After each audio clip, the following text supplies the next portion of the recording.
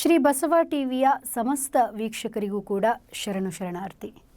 Doctor Channaveera Shivacharya ಮಹಾಸ್ವಾಮಿಗಳು ಶ್ರೀ ಚನ್ನಬಸವೇಶ್ವರ ಸಂಸ್ಥಾನ ಹಿರೇಮಠ ಸುಕ್ಷೇತ್ರ ಹಾರಕೊಡ ಇವರು ರಚಿಸಿರುವಂತಹ ಚನ್ನಶ್ರೀವಾಣಿ ಅಂತರ್ದೃಷ್ಟಿಯಿಂದ ಆತ್ಮಾನಂದ ಪ್ರಾಪ್ತಿ.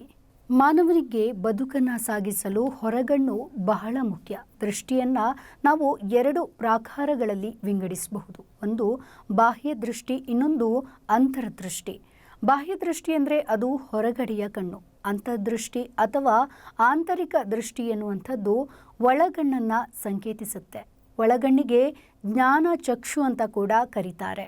ಹೊರಗಡೆಯ ಕಣ್ಣುಗಳು ಸುಂದರವಾದಂತಹ ವಸ್ತು, ಪ್ರಕೃತಿಯ ಸೊಬಗು, ಜಲಪಾತಗಳು, ಕುಸುರಿ ಕೆತ್ತನೆಯ ಕಲೆಗಳು, ಶಿಲ್ಪಕಲಾ ಮೂರ್ತಿಗಳು, ಹಾಗೆ ಹೂವುಗಳು, ಚಿಟ್ಟೆಗಳು, ಚಿತ್ರಗಳನ್ನು ನೋಡಲು ಇದು ಸಹಕಾರಿಯಾಗುತ್ತೆ. ಇದರಿಂದ ವಿಷಯಾನಂದ ವೃದ್ಧಿಸಿ ಮನುಷ್ಯನಿಗೆ ನೆಮ್ಮದಿಯನ್ನು ಉಂಟು ಮಾಡುತ್ತೆ. ಆದರೆ ಒಳಗಣ್ಣು ವ್ಯಕ್ತಿಯ ವಿಕಾಸಕ್ಕೆ ಸಹಕಾರಿಯಾಗಿದೆ.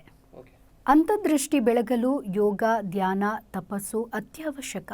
ಇದರಿಂದ ಮನುಷ್ಯನಿಗೆ ಆತ್ಮಾನಂದದ ಜೊತೆಗೆ ಬದುಕಿನ ಉಲ್ಲಾಸ, ಉತ್ಸಾಹ, ಸಾತ್ವಿಕ ಜೀವನದ ರಹದಾರಿ ಸಿಗುತ್ತೆ.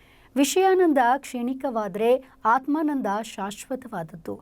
ಆತ್ಮಾನಂದದಿಂದ ಮನುಷ್ಯನಿಗೆ ದಿವ್ಯ ಶಕ್ತಿ ಪ್ರಾಪ್ತಿಯಾಗಿ ತನ್ನ ಉದ್ಧಾರದ ಜೊತೆಗೆ ಸಮಾಜದಲ್ಲಿ ಕೂಡ ಅಜ್ಞಾನದಲ್ಲಿ ಬಿದ್ದವರಿಗೆ ಮೇಲೆತ್ತಿ ಸುಜ್ಞಾನದೆಡೆಗೆ ಕೊಂಡೊಯ್ದು ಮಹಾತ್ಮರ ಸಾಲಿಗೆ ಸೇರುವಂತಾಗುತ್ತೆ. ಲೋಕೋದ್ಧಾರಕರನ್ನ ಸಂತರು, ಶರಣರು, ಮಹಾಂತರು, ದಿವ್ಯಾನುಭಾವಿಗಳು ಅಂತ ಕರೆಯಲಾಗುತ್ತೆ. ಅಂತರ್ದೃಷ್ಟಿ ಉಳ್ಳವನಿಗೆ ಆಸೆ, ಆಮಿಷಗಳು ಇರುವುದಿಲ್ಲ. ಅವರ ಜೀವನ ತ್ಯಾಗಮಯವಾಗಿರುತ್ತೆ. ಅದರಂತೆಯೇ ಅಲ್ಲಮ್ಮ ಪ್ರಭುಗಳು ನಿನ್ನೊಡವೆ ಎನ್ನುವುದು ಜ್ಞಾನರತ್ನ ಅಂತ ಹೇಳಿದ್ದಾರೆ.